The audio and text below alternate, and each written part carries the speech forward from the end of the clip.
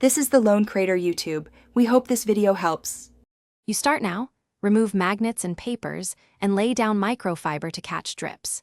Mix 1 cup warm water with 1 teaspoon dish soap in a bowl and pour white vinegar into a spray bottle for later.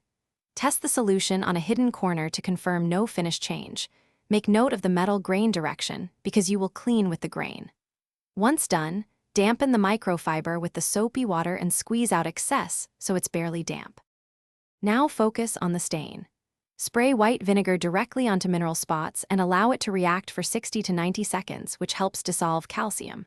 For textured seams and handles, use a soft bristled brush dipped in the soapy water to dislodge grime, working along the grain.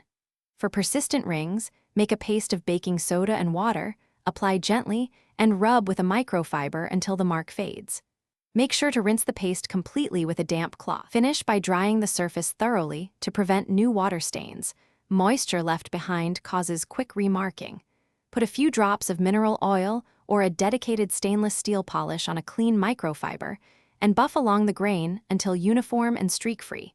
This adds a protective layer. Make sure seals and hinges are dry too.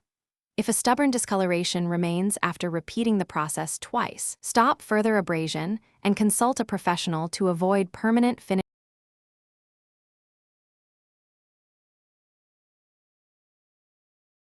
Thanks for watching. Consider subscribing if we helped you.